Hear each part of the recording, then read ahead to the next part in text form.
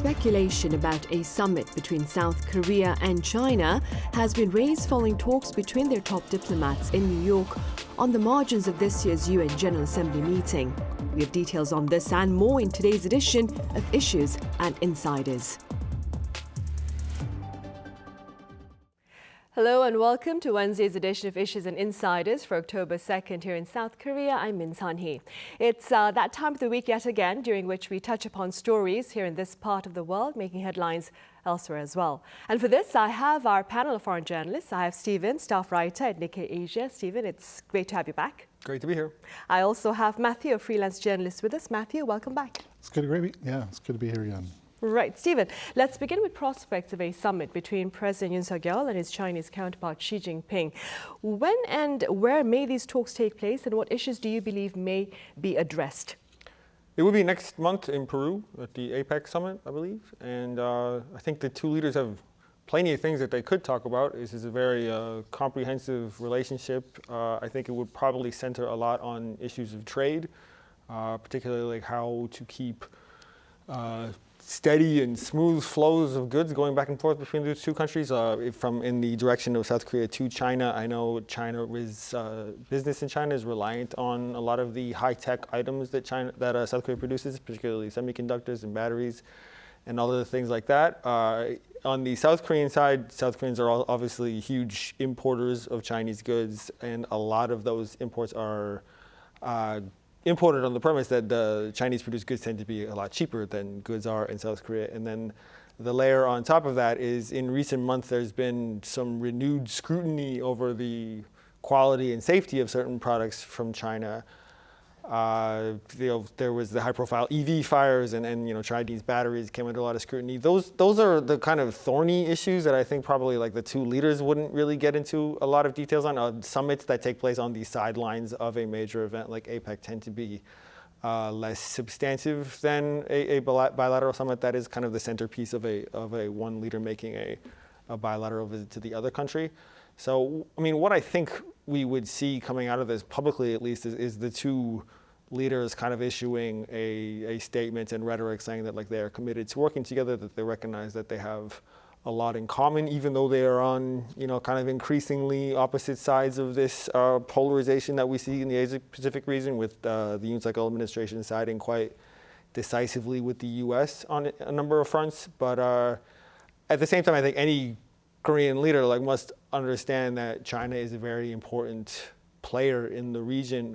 South Korea is in some ways quite reliant on China economically. So I think we probably won't get a lot of hard and fast, tangible, detailed agreements, but more a kind of general pledge to work together. Right. Matthew, aside from addressing prospects of a summit between their two countries, the top diplomats of South Korea and China also touched upon tensions here on the Korean peninsula. What exactly did these two officials say? Well, they were speaking on the sidelines of the UN General Assembly that happened recently. And the China's foreign minister, Wang Yi, he gave an official statement during that time that said that China will support South Korea's role as APEC chair in 2025, because South Korea it's their turn to be the role of APEC for 1 year. And he said that China would cooperate with APEC summit in Gyeongju next November to achieve a fruitful outcome. So that's nice. That's nice to hear. Also, Cho Tae-yeol, South Korean foreign minister, he said that he wants to maintain the current positive momentum in the exchanges between Korea and China, such as at the APEC summit. So the positive momentum is, the context for that is that, when Korea's president, Yoon Suk Yeol, started his administration a few years ago, he made a lot of nice overtures towards the United States, and China got a little offended. So supposedly relations between the two countries were harmed in some way, and they were more cold. But now recently, the Cho from South Korea went to Beijing in May, and he was received nicely, and there was some nice words said. And then later on in the May, there was a trilateral summit between Japan, China, and South Korea that was held in Seoul, also in May of this year. So those are two positive signs that shows that China is warming back up to South Korea, as they do often. Right. Against that backdrop, Stephen, North Korean leader Kim Jong-un's sister, Kim Yo-jong, has denounced the latest U.S. military aid to Ukraine, calling it, and I quote, an incredible mistake. Could you give us some background behind this latest event? And what do you believe the broader, perhaps, implications of her denunciation? I would first note that they say this kind of thing a lot.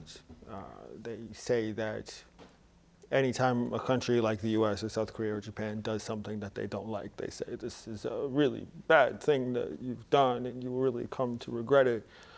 What they don't do is they don't make any kind of falsifiable claim as to like what the consequences of this might be. They don't say like, now that you have done this, we are going to take this action in response. It's all very kind of vague and it's very kind of open-ended. I would just say that I think the background of this is, of course, the strengthening partnership between North Korea and Russia. Those are two, somewhat isolated countries that in recent years have found their interests coinciding more and more. I think the authorities in Pyongyang have decided that there's not all that much use in negotiating with South Korea or with the US, that sanctions being what they are and North Korea's insistence on keeping its nuclear weapons being what it is, there's just not a lot of overlapping.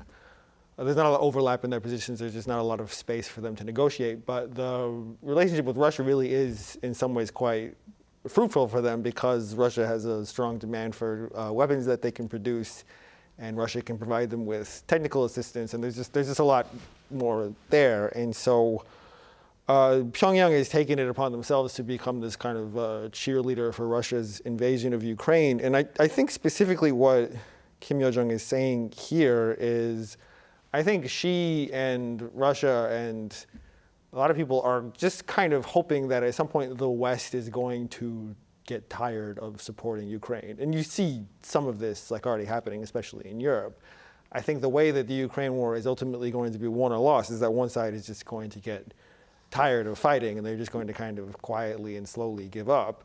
The U.S. making this decisive pledge of aid and saying that they are going to, they believe that this is a war that is still worth fighting, and they don't want to just let Russia win. This signals that this is going to drag on and drag on and drag on, and Russia is going to keep losing soldiers, and it's going to keep bleeding resources, and it's going to remain isolated, and its economy is going to continue suffering as a result. I think that's what this is ultimately about. I mean, I think for as long as she's been in the kind of public eye, Kim Yo-jong has been this really useful and really interesting propaganda outlet for the North Korean leadership because she's a member of the ruling family, she's a member of the dynasty, she carries that kind of legitimacy, but she's not in any kind of like real formal position of authority, like she's not the chairman of the party or anything like that. So if they can use her to say things that they believe and that carry the heft of coming from the ruling family, but they can also kind of back off it later if they want, and they can also sort of there can be some amount of distance between the ruling party and Yo-jong herself. So the fact that this is coming from her, I think, is interesting. If it was coming from Kim Jong-un, then it might carry a little bit more weight. But I think what she's really getting at is that she's maybe trying to send the message that by continuing to prop up Ukraine, the U.S. is delaying the inevitable, and that Russia is ultimately going to win. And that, I think she would claim that Russia has some kind of solid reasons to want to be annexing Ukraine, but. Right. Well, we wouldn't know for sure anyways, yeah. Right? That is a speculation then. Matthew, staying with North Korea-related stories, the regime has reportedly raised a number of crimes that can be punished by death. Do tell us a bit more about this move and its purpose. Yeah, there's been reports that there are new crimes that can get you killed in North Korea. Those are supposedly include anti-state propaganda and agitation, and illegal manufacturing, use, and transfer of weapons, ammunition, and explosives. It's kind of strange to hear that anti-state propaganda was already not punishable by death in North Korea. You kind of think that's the kind of regime that would be really cracking down on anti-state propaganda and agitation.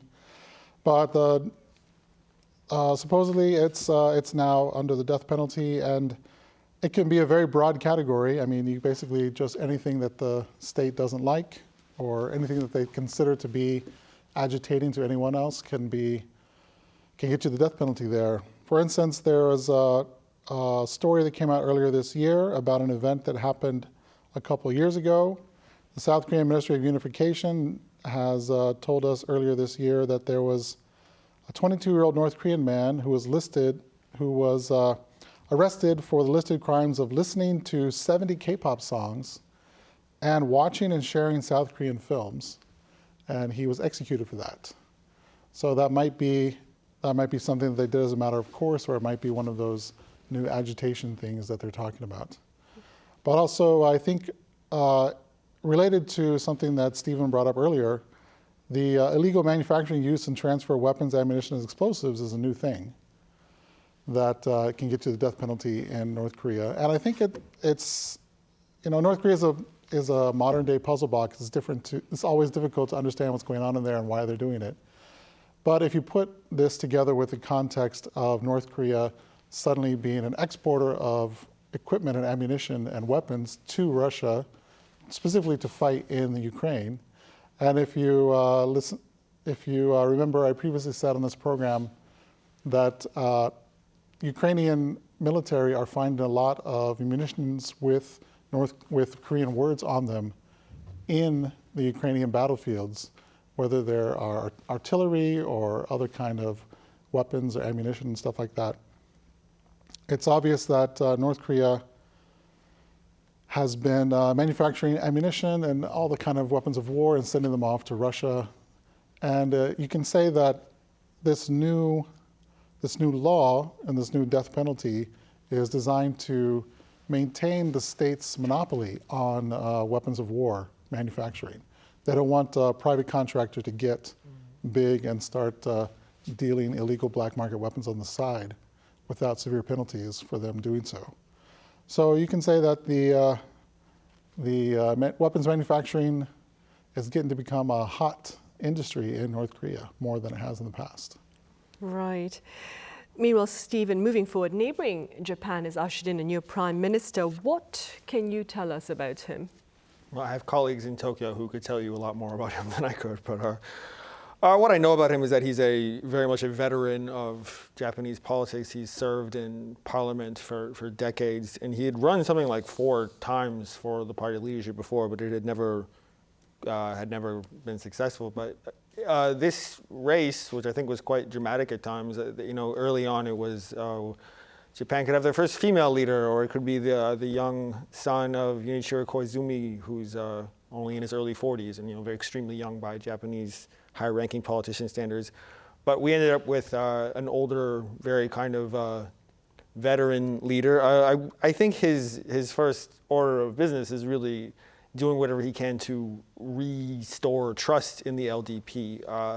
The impetus of the election was that the party is seeking to recover from a political funding scandal that really hurt the party's approval and ultimately led to the bowing out of Prime Minister Fumio Kishida.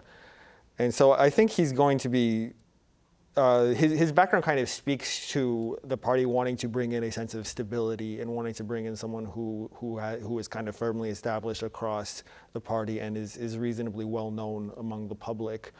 But it remains to be seen just how much he'll be able to accomplish. Japan as a kind of famously difficult to navigate political landscape. So I'm interested to see what he'll be able to do next. Right. And diplomatically, Matthew, what are your prospects with regard to Seoul-Tokyo ties under Prime Minister Shigeru Ishiba?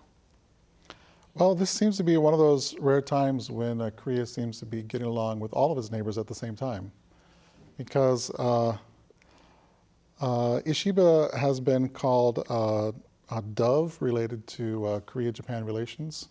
He seems to have a moderate progressive view of the relationship between Korea and Japan and historical events that happened between the two countries. Also, he has said outright that he was thinking about making an Asian NATO. And his response to that was China didn't really like that idea, and the United States said that's too hasty. But he wants to basically make Asian countries come together and be more defensive together.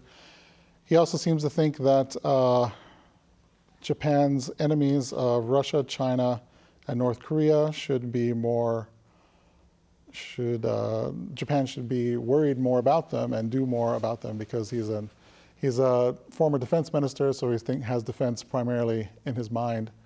So he wants to defend Japan better. He wants to revitalize Japan's economy, and he wants to have better relations with their allies.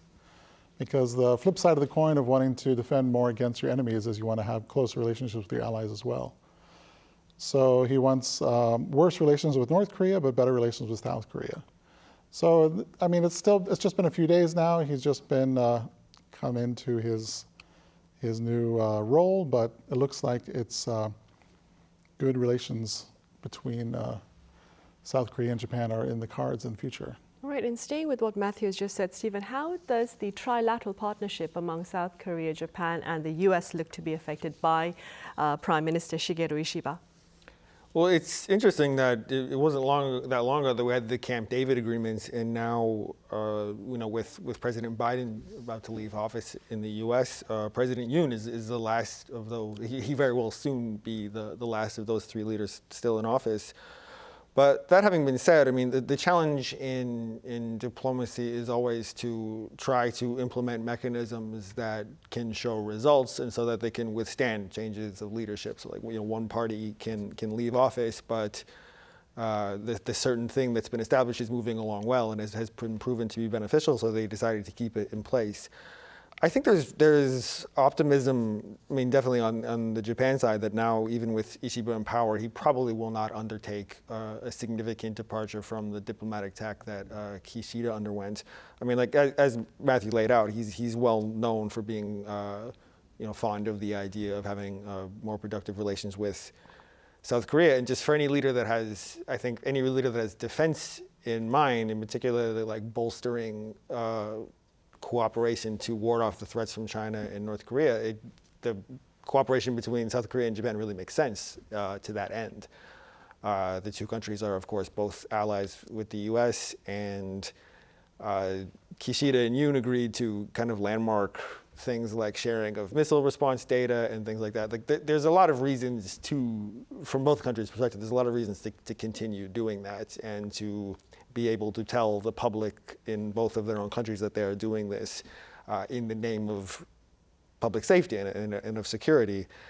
And so I think probably, as we've said, he's quite early in his term, and domestic matters will take precedence, at least in the short term, over foreign policy. But I think once he starts to speak out on these issues, and once he starts to line up his own overseas diplomatic protocol, I wouldn't be surprised if we saw another one of these trilateral summits. I think President Yoon would be keen to do that, because he's hung his hat to a large extent on his foreign policy achievements. So I don't expect this to be a major obstacle in trilateral cooperation. Right, and staying with President Yoon Suk Yeol, Matthew, back on Monday, he sat down with his Slovakian counterpart at the Yongsan presidential office. What would you say is the significance of that particular summit? Well, it's a good question that you asked, what is the significance of this summit, because these kind of summits happen like all the time. There's so many times when, especially for this administration, President Yoon has been going around and visiting so many different countries and bringing Korean business leaders with him every single time he goes. This time it happened in Seoul, but it's pretty much the same thing. Political leaders and business leaders all joined together in a big round table, and they talked about all the possibilities that are available to them.